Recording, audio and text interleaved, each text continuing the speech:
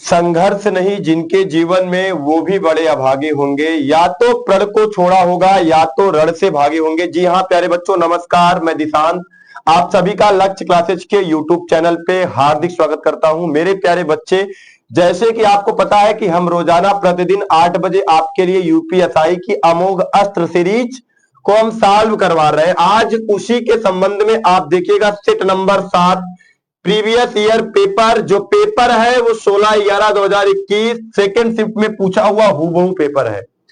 और इस सीरीज का नाम अमोघ अस्त्र सीरीज है, जो यूपीएसआई भर्ती 2025 को ध्यान में रखते हुए आपको कराया जा रहा है।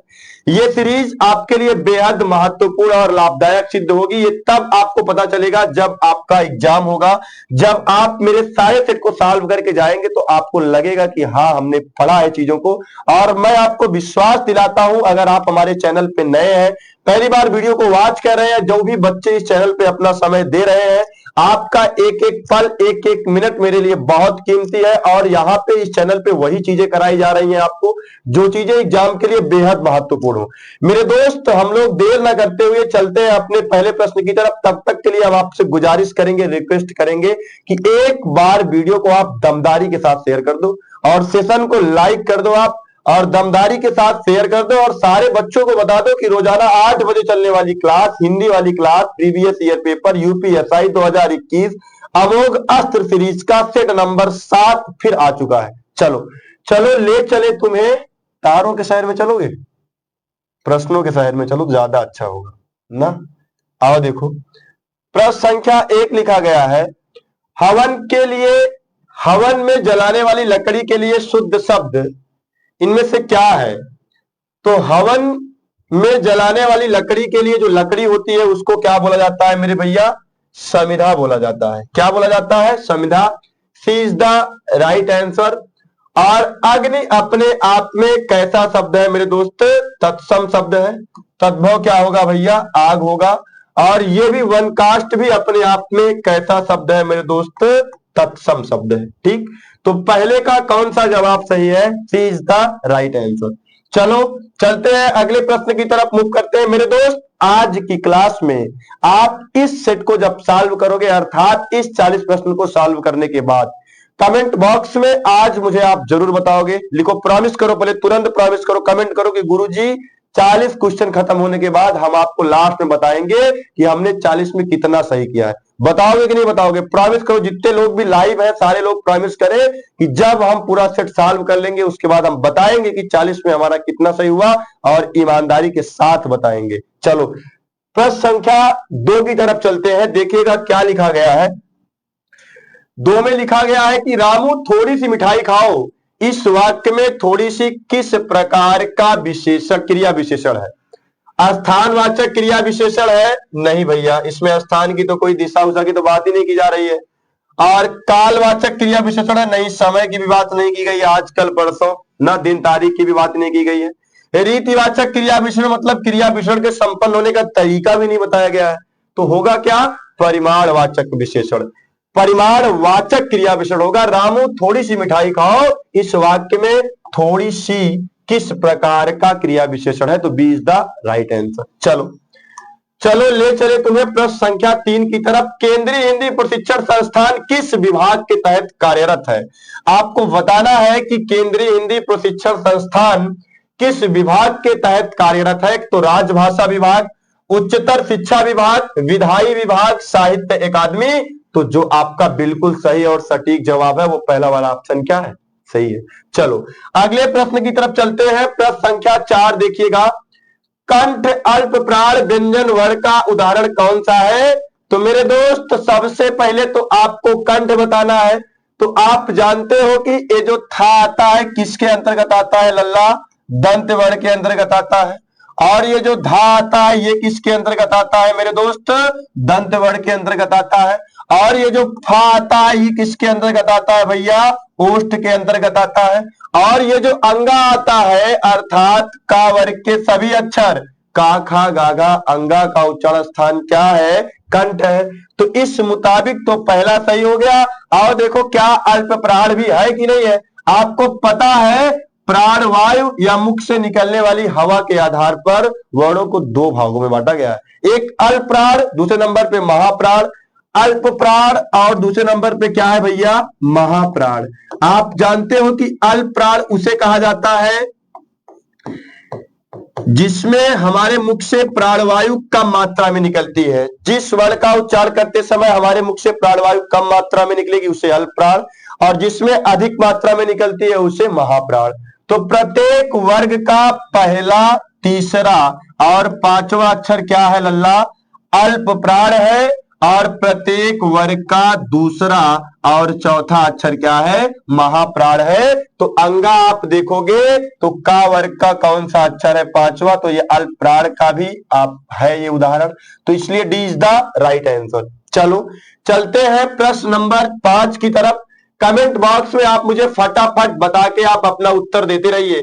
बताइएगा प्रश्न संख्या 5 आपकी आंखों के सामने लिखा गया है। आहा, हिमालय की प्रकृति कितनी मनमोहक है, किस प्रकार का वाक्य है। आहा, और इसमें देखिए ये जो चिन्ह लगा हुआ है जिसे आप अंग्रेजी में एक्सक्लेमेटरी का चिन्ह कहते हैं, इसको ही क्या कहा जाता है मेरे दोस्त, क्या कहा जाता है, विस्मयवाचक वाक्य कह दिया जाएगा। ठीक है, और प्रश्नवाचक में आप जानते ही हैं क्या आता है, ऐसा आता है जिसे अंग्रेजी में मार्क ऑफ इंटरोगेशन कहा जाता है। चलो अगले प्रश्न की तरफ मूव करते हैं। प्रश्न संख्या 6 देखिएगा। भारतीय सांस्कृतिक संबंध परिषद की पत्रिका का नाम क्या है। चलो कमेंट बॉक्स में कमेंट करके बताओ फटाफट, क्या है भारतीय सांस्कृतिक संबंध परिषद की पत्रिका का नाम क्या है, कमेंट करके बताओ। बहुवचन, भारतीय साहित्य, गंगनाचल, वागर्थ।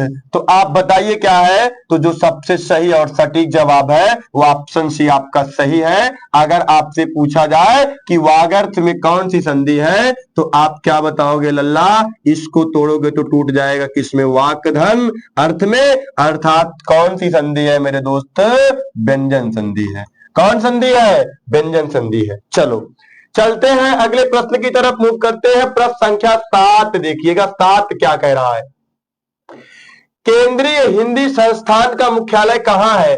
पहले वाले प्रीवियस ईयर में यह प्रश्न आया हुआ है। केंद्रीय हिंदी संस्थान का मुख्यालय कहां है, नई दिल्ली, वर्धा, वाराणसी, आगरा। कहां है भैया, आगरा।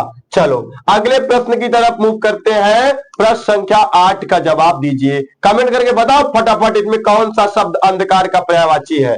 तो अंधकार का पर्यायवाची आपको बताना है। पहले नंबर पे लिखा गया है धनंजय, तो धनंजय भैया किसका पर्यायवाची है मेरे दोस्त, अर्जुन का पर्यायवाची है। और अर्जुन का एक पर्यायवाची और आपको बता दे रहे हैं, क्या बता दे भैया, सब्यसाची होता है। और कानन का पर्यायवाची आप बता दोगे तो क्या हो जाएगा भैया, उपवन हो जाएगा। उपवन बोल दो, वन भी बोल दो, अरण्य भी बोल दो, जंगल भी बोल दो, ये सब किसकी पर्यायवाची है, इसी की पर्यायवाची है। और ये ध्वांत जो है ये किसका, अंधकार का पर्यायवाची है ना, अंधकार का पर्यायवाची है ध्वांत। ठीक, और तिमिर भी अंधकार की पर्यायवाची है। और शब्दयुग में एक शब्द आपको आलोक पढ़ाया जाता है और एक शब्द आपको आलोक पढ़ाया जाता है। एक का मतलब प्रकाश और एक का मतलब क्या होता है मेरे दोस्त, अंधकार होता है। चलो चलते हैं अगले प्रश्न की तरफ मूव करते हैं। आपका इसमें कौन सा जवाब सही है, तो इसका डी वाला जवाब सही है। ठीक, चलो प्रश्न संख्या 9 देखिएगा। 9 में लिखा गया भैया, करबला के रचनाकार कौन है।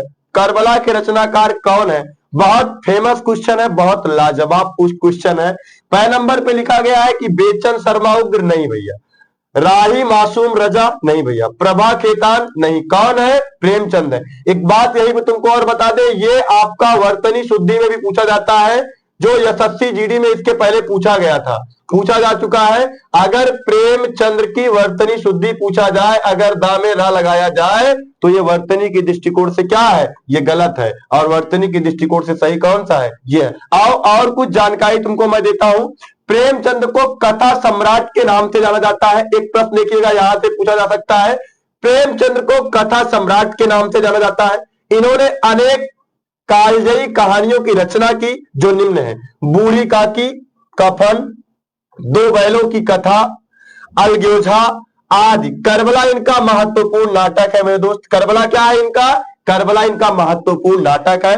तो भैया अगर आपको ये जानकारी थोड़ा सा यूनिक लगती है तो आप इसको स्क्रीनशॉट ले लीजिए, जिससे आपको आगे फिर आवश्यकता पड़े तो आप वहां पे चीजों को कलेक्ट कर पाए। चलो अगले प्रश्न की तरफ मूव करते हैं। प्रश्न संख्या 10 देखिएगा। वीडियो पसंद आ रही है मेरे दोस्त, अगर लग रहा है कि क्लास बेहतरीन चल रही है और लग रहा है कि क्लास पे काम हुआ है, मेहनत के साथ आपको पढ़ाया जा रहा है, तो एक बार आप वीडियो को दमदारी के साथ शेयर कर दो। अपने हर साथी को बता दो कि रोजाना रात 8 बजे चलने वाली क्लास आ चुकी है। देखो क्या लिखा गया है, संसदीय राजभाषा समिति की अध्यक्षता कौन करते हैं? संसदीय राजभाषा समिति की अध्यक्षता कौन करते हैं? कमेंट बॉक्स में कमेंट करके इसका जवाब आप मुझे दीजिए। बताइए कौन करता है? भारत के राष्ट्रपति करते हैं, भारत के उपराष्ट्रपति करते हैं? नहीं, दोनों नहीं करते हैं भाई। भारत के प्रधानमंत्री करते हैं? नहीं करते हैं। भारत के गृह मंत्री करते हैं। D is the right answer. आप मुझे कमेंट में कमेंट करके बताओ कि भारत का गृह मंत्री इस समय कौन है। चलो अगले प्रश्न की तरफ मूव करते हैं। प्रश्न संख्या 11 देखिएगा। देश, वेश, क्लेश, वेश, इन चारों में से कितने स्त्रीलिंग शब्द हैं? भैया देश अच्छा लगता है, ये वेश अच्छा लगता है, क्लेश करना ठीक नहीं, ये वेश तुम्हारा नहीं ठीक लगता है या अच्छा लगता है, सारे के सारे क्या है? पुल्लिंग शब्द है। इसमें आपको बताना क्या है, देश, वेश, क्लेश, वेश, इन चारों में से कितने स्त्रीलिंग शब्द है? कितने स्त्रीलिंग शब्द है? तो एक भी स्त्रीलिंग शब्द नहीं है, तो ए इज द राइट आंसर। चलो अगले प्रश्न की तरफ मूव करते हैं। प्रश्न संख्या देखिएगा 12 देखिएगा भैया। सही वर्तनी वाला शब्द कौन सा है? विकास, विकास और विकास और विकास, तो D is the right answer. बहुत आसान सा प्रश्न है, देख लीजिए यूपीएसआई में आया हुआ प्रश्न है, कितना आसान सा प्रश्न है। चलो अगले प्रश्न की तरफ मूव करते हैं। प्रश्न संख्या 13 देखिएगा।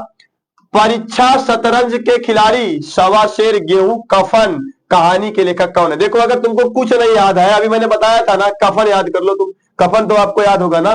तो परीक्षा शतरंज के खिलाड़ी, सवा शेर, गेहूं, कफन कहानियों के लेखक कौन है? जयशंकर प्रसाद तो है नहीं भैया, सुदर्शन ये भी नहीं है मेरे दोस्त, और फिर देखो जयनेन्द्र ये भी नहीं है कौन भैया? प्रेमचंद है। कौन है भैया? प्रेमचंद है। और देखिएगा कुछ कहानीकार और उनकी रचनाएं आपको हम बता देते हैं। जयशंकर प्रसाद की ममता, पुरस्कार, आदि, इंद्रजाल किसकी कहानी है? जयशंकर प्रसाद की। और जैनेन्द्र की देखिएगा फांसी, वातायन, दो चिड़िया और पाजेब, ये किसकी है भैया? ये किसकी है? जैनेन्द्र की है। सुदर्शन किसकी है भैया? हार की जीत किसकी है भैया? सुदर्शन की है। और प्रेमचंद की परीक्षा शतरंज के खिलाड़ी, सवा शेर, गेहूं और कफन किसकी है भैया? प्रेमचंद की है। तो 13 का कौन सा ऑप्शन सही है? D is the right answer. मन गए तो आप इसका स्क्रीनशॉट लेके रख लीजिए, काम आएगा आपको। चलो अगले प्रश्न की तरफ मूव करते हैं। प्रश्न संख्या 14 देखिएगा। 14 में आपसे क्या कह रहा है? नशीला शब्द में कौन सा प्रत्यय? चलो जवाब दो, खटाखट कमेंट करके बताओ। नशीला शब्द में कौन सा प्रत्यय है? तो मेरे दोस्त इसका जो मूल शब्द है वो क्या है? नशा है। और इसमें कौन सा प्रत्यय लगा हुआ है? ईला प्रत्यय, इसलिए B is the right answer. चले चलो अगले प्रश्न की तरफ चलते हैं। अगले प्रश्न की तरफ चलते हैं। प्रश्न संख्या 15 की तरफ चलते हैं। देखो क्या लिखा गया है। शांति का विलोम शब्द क्या है? शांति का विलोम शब्द क्या है बताइएगा भैया? प्रशांति है, युद्ध है, भलाई है और अबोध है। तो भैया शांति का जो विलोम होगा वो क्या होगा भैया? युद्ध होगा। और भलाई का जो विलोम होगा वो क्या होगा भैया? बुराई होगा। चलो अगले प्रश्न की तरफ मूव करते हैं। प्रश्न संख्या देखिएगा 16। इनमें से कौन सा शब्द क्षेत्र का अर्थ नहीं है? आपको जवाब देना है कि इनमें से कौन सा शब्द क्षेत्र का अर्थ नहीं है। तीर्थ, वीर, शरीर और प्रकृति। तो तीर्थ भी है और शरीर भी है और प्रकृति भी है। कौन सा नहीं है? वीर नहीं है। इसलिए 2 वाला ऑप्शन आपका क्या है? B is the right answer. चलो भैया अगले प्रश्न की तरफ मूव करते हैं। प्रश्न संख्या 17 देखिएगा। 17 में क्या लिखा गया है? अनुच्छेद पढ़कर दिए गए प्रश्नों के सही उत्तर चुनिए। देखो कितना बेहतरीन सा अनुच्छेद लिखा गया है। पर्वत राज हिमालय कुदरत का अद्भुत सौंदर्य है। दुनिया का एक विशाल पर्वत हमारे देश के उत्तर में एक सजग प्रहरी बनकर लाखों वर्षों से हरे भरे पेड़ों और 5 पावन नदियों को अपनी गोद में लिए मुस्कुराते हुए खड़ा है। सिंधु, गंगा, सतलज, यमुना और ब्रह्मपुत्र नदियां इसी महान पर्वत के सीने को चीरती हुई अलग अलग दिशाओं में बहती हैं। इस पर्वत का विस्तार असम की पूर्वी सीमा से लेकर कश्मीर की पश्चिमी सीमा तक तकरीबन 2000 मील तक है। इसकी चौड़ाई 186 मील तक है। इसकी चोटियों की ऊंचाई 8200 से 9992 फीट तक है। तो 200 मील तक है क्या भैया, ये एक बात आप याद रखना, ठीक है। और भी ढेर सारी बातें, कितनी नदियां हैं, सिंधु, गंगा, सतलज, यमुना, और कौन सी है, ब्रह्मपुत्रा है। कितनी नदियां हैं दोस्त, 5 है। चलो प्रश्न की तरफ तुमको लेके चलते हैं। देखिएगा प्रश्न क्या कह रहा है आपसे। पहला प्रश्न, हिमालय से कितनी नदियां बहती हैं। अभी आपको यहां पे बताया गया था ना कि हिमालय से कितनी नदियां बहती हैं, तो आप अपनी आंखों से देख लो, गंगा, सतलज, यमुना और ब्रह्मपुत्र। और यहां पे देखो 5 पावन नदियां को अपनी गोद में लिए मुस्कुराते हुए खड़ा है। सिंधु, गंगा, सतलज, यमुना 4 और ब्रह्मपुत्र कितनी हो गई, 5। तो कौन सा जवाब सही है, 17 का B is the right answer. कौन सा जवाब सही है बताओ, B is the right answer. चलो प्रश्न संख्या 18 देखिएगा। 18 में क्या कह रहा है, कौन सी नदी हिमालय से बहने वाली नदियों में शामिल नहीं है, गोदावरी, ब्रह्मपुत्र, गंगा, सिंधु। तो आपको जवाब देना है कि कौन सी नदी हिमालय में बहने वाली नदियों में शामिल नहीं है। तो गोदावरी नदी जो है हिमालय में बहने वाली नदियों में शामिल नहीं है। सॉरी बच्चों, बने रहिएगा मेरे साथ, तुरंत आपको ला रहे हैं उसी पे लेके आ रहे हैं जहां पे तुम थे, ठीक। चलो प्रश्न संख्या कौन सी कर रहे थे बताओगे मुझे कमेंट करके, मत बताओ, हम देख ले रहे हैं, कोई बात नहीं है। ये देखो जो 1 मिनट बच्चों, देखो इधर देखो, लिखा गया कौन सी नदी हिमालय से बहने वाली नदियों में शामिल नहीं है। तो ये जो गोदावरी नदी है, यही नदी जो है हिमालय में बहने वाली नदियों में शामिल नहीं है। ब्रह्मपुत्र, गंगा, सिंधु ये शामिल है। तो कौन सा जवाब सही है, पहला वाला जवाब आपका सही है। चलिएगा प्रश्न संख्या 19 की तरफ चलते हैं। हिमालय का विस्तार लगभग कितने मील है।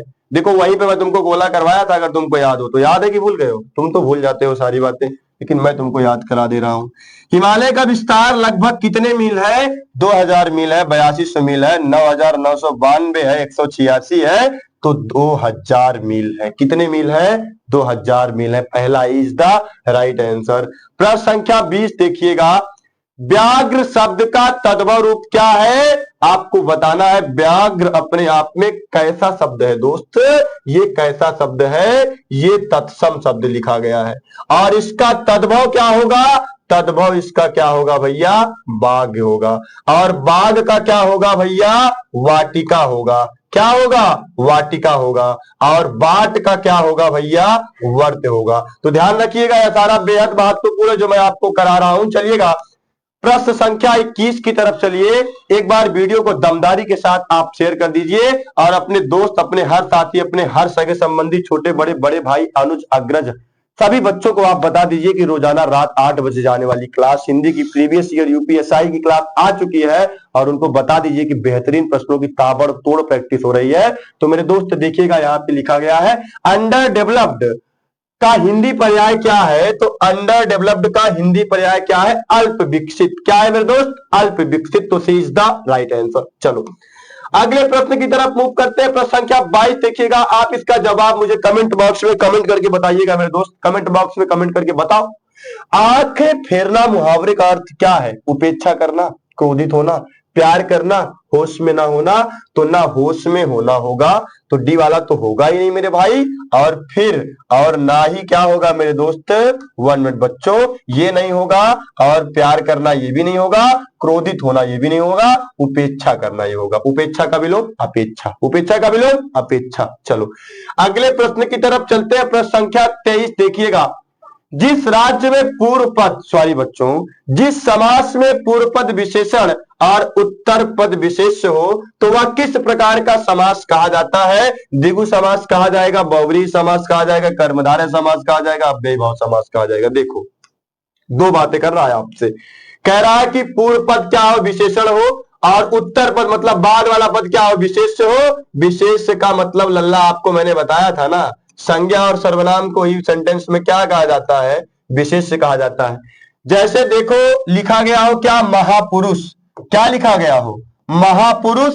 जब इसको आप तोड़ोगे तो टूट जाएगा, महान है जो पुरुष, महान है जो पुरुष। तो ध्यान से देखना, ये महान है जो पुरुष, पुरुष की विशेषता बता रहा है। कैसा पुरुष है? महान पुरुष है। तो यही क्या है मेरे दोस्त? विशेषण है। और विशेषण को ही क्या कहा जाता है लल्ला? विशेषक कहा जाता है। और पुरुष अपने आप में संज्ञा है, और संज्ञा और सर्वनाम पद को ही क्या कहा जाता है मेरे दोस्त? विशेष कहा जाता है। तो कौन सा समास होगा? कर्मधारय समास होगा। सी इज द राइट आंसर। जी हाँ, सी इज द राइट आंसर। जिस समास में पूर्व पद विशेषण, और एक बात बता दे तुमको, देखो द्विगु समास में भी पूर्व पद विशेषण ही होता है, लेकिन विशेषण दो प्रकार के होते हैं, एक संख्यावाची विशेषण और एक असंख्यावाची विशेषण। मतलब संख्यावाची विशेषण में एक निश्चित संख्यावाची विशेषण होता है, एक अनिश्चित संख्यावाची विशेषण होता है। तो जो संख्यावाची विशेषण होता है मेरे दोस्त, वो द्विगु समास के अंतर्गत आता है, और बाकी सारे किसके अंतर्गत आते हैं? कर्मधारय समास के अंतर्गत आते हैं। वैसे आपका कौन सा जवाब यहाँ पे सही है? सी इज द राइट आंसर। और अव्ययी भाव समास, जिसका प्रथम पद क्या हो? अव्यय हो। पूर्व पद क्या हो? अव्यय हो। और समस्त पद, पूर्व पद भैया उपसर्ग हो और द्वितीय पद संज्ञा हो, और समस्त पद अव्यय का भाव देते हैं, वो क्या कहलाते हैं? अव्ययी भाव समास। अव्ययी भाव समास आपका दो प्रकार का होता है, एक होता है नाम पद पूर्व अव्ययी भाव समास, एक अव्यय पद पूर्व अव्ययी भाव समास, ठीक है। और अगला बहुव्रीहि समास होता है। बहुव्रीहि समास में क्या होता है? इसमें दोनों पदों की प्रधानता नहीं होती है। जैसे त्रिनेत्र कहा जाए, तीन है जिनके नेत्र, अर्थात कौन? भगवान शंकर। दशानन कहा जाए, 10 है जिनके आना, अर्थात कौन? रावण, ठीक है। और मैंने आपको बता ही दिया है, तो कौन सा जवाब सही है? सी इज द राइट आंसर। और कहो तो एक आध ऑप्शन आपको देके बता दे। नील कमल, नीला है जो कमल, नीला क्या है? विशेषण है, और कमल क्या है? संज्ञा है। विशेषण को ही विशेषक कहा जाता है, और संज्ञा को क्या कहा जाता है? विशेष कहा जाता है। तो कौन सा जवाब सही है? सी इज द राइट आंसर। चलो अगले प्रश्न की तरफ मूव करते हैं। बहुत बेहतरीन प्रश्न है, जो मैंने आपको पहले देखो एक प्रीवियस ईयर करवाया था, तो वहां पे आया था, तो वहां पे मैंने बराबर बताया था आपको। और यहाँ पे देखिए कहा गया है कि चौथा विश्व हिंदी सम्मेलन कहाँ संपन्न हुआ है? तो चौथा विश्व हिंदी सम्मेलन कहाँ? पोर्ट लुई मॉरिशस में संपन्न हुआ है। पहला वाला देखो कहा गया है, तो पहला वाला आपका 1975 नागपुर, दूसरा वाला 1976 पोर्ट लुई में, और तीसरा वाला भैया आपका कहा हुआ है 1983 नई दिल्ली में, और चौथा वाला भी 1993 पोर्ट लुई में, और पांचवा 1996 त्रिनिदाद टोबैगो में हुआ है। चलो अगले प्रश्न की तरफ मूव करते हैं। प्रश्न संख्या देखिएगा, कौन सा प्रश्न है? 25। बने रहिएगा मेरे साथ। आपका मन कह रहा हो कि लाओ वीडियो को स्किप कर दें, आपका मन कह रहा होगा कि चलो बाद में देख ले, लेकिन मन के बहकावे में मत आइए, अभी आप पढ़ लीजिए। अभी पढ़ लेंगे तो इससे आपको छुटकारा मिल जाएगा, और हो सकता है ये चीजें आपके आगामी एग्जाम के लिए बहुत लाभकारी सिद्ध होंगी। तो अगर आपका मन ये कह रहा है कि चलो कुछ और कर ले, रील देख ले, तो रील में अपना जीवन न खराब करिए, कृपया इसे देखिए, जिससे आपका फायदा होगा। तो प्रश्न संख्या 25, ममता कालिया को दुखम सुखम उपन्यास के लिए कौन सा पुरस्कार प्राप्त है? तो ज्ञानपीठ पुरस्कार, साहित्य अकादमी पुरस्कार, व्यास सम्मान, मूर्ति देवी पुरस्कार। तो सी इज द राइट आंसर। कौन सा सम्मान? व्यास सम्मान। चलो अगले प्रश्न की तरफ मूव करते हैं। प्रश्न संख्या 26 देखिएगा, इनमें से शुद्ध शब्द कौन सा है? रोहिणी है, या रोहिणी है, या रोहिणी है, या रोहिणी है? तो कौन सा सही है? ए इज द राइट आंसर। चलो अगले प्रश्न की तरफ मूव करते हैं। प्रश्न संख्या 27, यह किताब मेरी है, इस वाक्य में यह किस प्रकार का विशेषण है? तो गुणवाचक तो विशेषण होगा नहीं मेरे दोस्त, क्योंकि रंग रूप आकार दशा इत्यादि का बोध कराता है। तो कौन सा विशेषण होता है? गुणवाचक विशेषण होता है। तो गुणवाचक विशेषण तो होगा नहीं, परिमाणवाचक भी नहीं होगा भैया, और संख्यावाची भी नहीं होगा। संख्यावाचक नहीं, क्योंकि कहीं पर यहाँ पे संख्या की बात नहीं की गई है। तो होगा क्या मेरे दोस्त? यह किताब मेरी है, तो सार्वनामिक विशेषण होगा। सी इज द राइट आंसर। चलो अगले प्रश्न की तरफ मूव करते हैं। देखो, ऊधव का लेन न माधव का देन, इस लोकोक्ति का अर्थ क्या है? किसी से कोई वास्ता ना रखना, पहला लिखा गया है। धोखा देना, अन्याय ना करना, दोहरा कटुत्व। तो किसी से कोई वास्ता ना रखना कहते नहीं है। ऊधव का लेन न माधव का देन, इनको भैया किसी तो कोई मतलब नहीं है। चलो अगला प्रश्न देखिएगा। प्रश्न संख्या 29, संस्कृत किस परिवार की भाषा है? तो संस्कृत किस परिवार की भाषा है भैया? आर्य, आर्य और आर्य को ही क्या कह दो आप भैया, भारोपी परिवार की भी भाषा है, इसी को भारोपी भी कहा जाता है, और हिंदी भी इसी भारोपी परिवार की भाषा है। चलो प्रश्न संख्या 30 देखिएगा। 30 में क्या कह रहा है आपसे, मगही किस राज्य में ज्यादा बोली जाती है? तो मेरे दोस्त ये तो आप भी जानते हैं, बिहार, राजस्थान, छत्तीसगढ़, पंजाब। तो मगही कहां बोली जाती है? बिहार में बोली जाती है। कहां बोली जाती है लल्ला? बिहार में जो बोली जाती है। तो कौन सा ऑप्शन सही है? ए इज द राइट आंसर। चलो प्रश्न संख्या 31 की तरफ चलते हैं। जिन पंक्तियों में एक या अनेक वर्णों की एक ही क्रम में एक बार आवृत्ति हो तो वह कौन सा अलंकार होता है? पहले नंबर पे लिखा गया है श्रुत्यानुप्रास अलंकार, वित्तानुप्रास अलंकार, लाटानुप्रास अलंकार, छेकानुप्रास अलंकार। तो D is the right answer. D वाला ऑप्शन सही है। प्रश्न संख्या 32 पे चलिएगा, क्या लिखा गया है? वह व्यक्ति जो लोहे को पीटकर अपना गुजारा चलाता है, इस वाक्यांश के लिए सही शब्द कौन सा होगा? वन वर्ड सब्स्टिट्यूशन है, ये आपको बताना है। वाक्यांश के लिए एक शब्द, लोहा तो होगा नहीं, लोहक भी नहीं होगा, गुजारा भी नहीं होगा, क्या होगा? लोहार। तो D is the right answer. चलो अगले प्रश्न की तरफ मूव करते हैं। बस 8 प्रश्न शेष और बचे हुए हैं मेरे दोस्त। एक बार आप वीडियो को दमदारी के साथ शेयर कर दो, सेशन को लाइक कर दो, अगर चैनल पे नए हो तो चैनल को सब्सक्राइब कर लो, और कमेंट करके लास्ट में बताना कितना क्वेश्चन तुम्हारा सही है और कितना क्वेश्चन गलत है। चलो अगले प्रश्न की तरफ चलते हैं। प्रश्न में लिखा गया है मेरे दोस्त कि इनमें से कौन सा शब्द तत्पर का पर्यायवाची शब्द नहीं है? ठीक, तत्पर का पर्यायवाची शब्द कटिबद्ध भी है, कहते हैं एकदम कटिबद्ध है, एकदम कमर कसे हुए, एकदम तैयार है, और तैयार भी है, और क्या है? अस्त्रद्ध भी है, और प्रबुद्ध यही इसका पर्यायवाची नहीं है, और नहीं की बात आपसे कर रहा है। तो कौन सा ऑप्शन सही है? बी वाला ऑप्शन आपका क्या है? सही है। चलो अगले प्रश्न की तरफ मूव करते हैं। बहुत बेहतरीन सा प्रश्न देखिएगा। इनमें से कौन सा शब्द उत्थान का विपरीतार्थक है? उत्थान का विपरीतार्थक आप क्या बताओगे मेरे दोस्त? पतन बताओगे, उदय उदय बताओगे, झुकाव बताओगे, या नाश बताओगे? उदय का विलोम क्या होगा? अस्त होगा। उदय का विलोम क्या होगा? अस्त। और उत्थान का विलोम क्या होगा? पतन। उत्थान का विलोम क्या होगा? पतन। तो कौन सा जवाब आपका सही है? ए इज द राइट आंसर। चलो अगले प्रश्न की तरफ मूव करते हैं। प्रश्न संख्या देखिएगा 35। हे भाई मुझे बचाओ, इस वाक्य में कौन सा कारक है? संप्रदान कारक है, या संबोधन कारक है, या अधिकरण कारक है, या अपादान कारक है? मेरे दोस्त मेरे भाई आप जानते हो कि अपादान कारक में से कारक की विभक्ति आती है जब अलगाव का भाव देती है, और अधिकरण कारक में पे, पर, ऊपर, नीचे, दाएं बाएं, अगल बगल, आगे पीछे कारक की विभक्ति आती है, और संबोधन कारक में हे वो अरे आता है, और संप्रदान कारक में के लिए की विभक्ति आती है। तो हे वो अरे आया है कि नहीं आया है? आया है। कौन सा कारक होगा लल्ला? तो आपको जो जवाब देना है वो कौन सा कारक होगा? B is the right answer. चलो अगले प्रश्न की तरफ मूव करते हैं। प्रश्न संख्या देखिएगा 36। उन्होंने पूर्णतया समर्थन किया है, इस वाक्य में किस प्रकार के क्रिया विशेषण का प्रयोग हुआ है? पूर्णतया, अंशतः, जहां भी इसकी बात की जाएगी वहां पे मेरे दोस्त तुरंत आप एक झलक में जवाब दिया करो परिमाणवाचक। ठीक, पूर्णतया और अंशतः जहां पे आता है किसमें आता है? परिमाणवाचक। रीतिवाचक तो तरीका बताता है, कालवाचक तो आप जान ही रहे हो, और स्थानवाचक स्थान और दिशा के बारे में बताता है। ठीक है, चलो 36 के बाद चलते हैं प्रश्न संख्या 37 की तरफ। देखो मात्राज्ञा का सही संधि विच्छेद कौन सा है? तो आपको जवाब देना है मात्राज्ञा का सही संधि विच्छेद क्या होगा लल्ला? मातृधन आज्ञा होगा। क्या होगा? आज्ञा। आप मुझे इसको कमेंट बॉक्स में कई बार मैंने तुमको बताया, न जाने कितने दसियों बार तो इसी चैनल पे मैंने तुमको बताया, वीडियो में बताया है। तो आप मुझे कमेंट बॉक्स में कमेंट करके बताना कि मात्राज्ञा में कौन सी संधि है। बताओगे ना? अभी तुरंत बताओ, कमेंट बॉक्स में कमेंट करके बताओ। मैंने तुमको बताया ना मात्राज्ञा का सही संधि विच्छेद क्या है? मातृधन आज्ञा है। अब तुम कमेंट करके बताओ कि क्या बताओगे, इसमें कौन सी संधि है। चलो प्रश्न संख्या 38 की तरफ चलते हैं। 38 देखिएगा, कौन रस का अस्थाई भाव क्या होता है? तो कौन रस का अस्थाई भाव क्या होता है मेरे दोस्त? शोक होता है। ठीक, और शांत रस का अस्थाई भाव क्या होता है? निर्वेद होता है।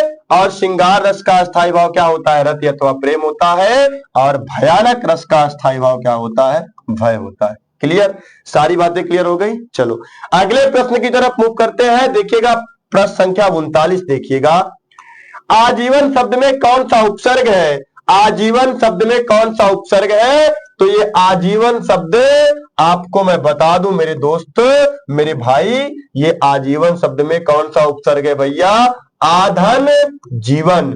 जीवन आपका कैसा शब्द है लल्ला? मूल शब्द है, और आ क्या है? उपसर्ग है। तो आपका जो सही जवाब होगा सी इज द राइट आंसर। लेकिन यदि यहीं पे आपसे प्रश्न पूछा जाता कि आजीवन शब्द में कौन सा समास है, तब आप बताओ, कमेंट करके बताओ आजीवन में कौन सा समास है, फटाफट बताओ, खटाखट बताओ। मैं तुमको बता दे रहा हूं आजीवन में कौन सा समास है? अव्ययी भाव समास है। कौन सा समास है? अव्ययी भाव समास है, क्योंकि इसका प्रथम पद क्या है? उपसर्ग है, जिसे आप अव्यय बोल सकते हो, अव्यय की भांति उपसर्ग व्यवहार करते हैं। और जीवन क्या है भैया? संज्ञा है। ठीक है, ठीक, तो कौन सा समास होगा? अव्ययी भाव समास। चलो अगले प्रश्न की तरफ।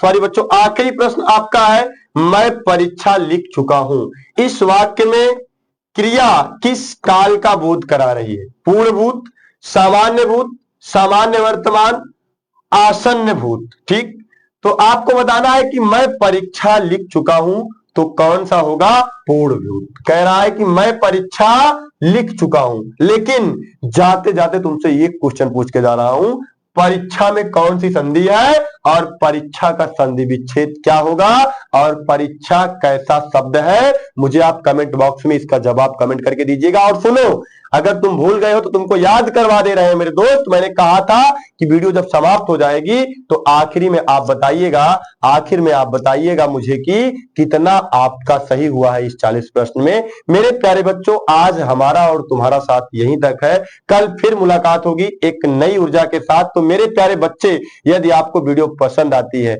चैनल पे नए हैं तो चैनल को सब्सक्राइब करिएगा। वीडियो अच्छी लगती है, लगता है कि काम आपके लिए बेहतर हो रहा है, तो और लोगों के पास वीडियो को शेयर करिएगा और कमेंट करके बताइएगा कि आज की क्लास आपको कैसी लगी है। कोई भी दिक्कत समस्या होने पे आप मुझे कमेंट के माध्यम से जरूर बताइएगा। फिर मिलेंगे आपको नेक्स्ट डे। Thank you.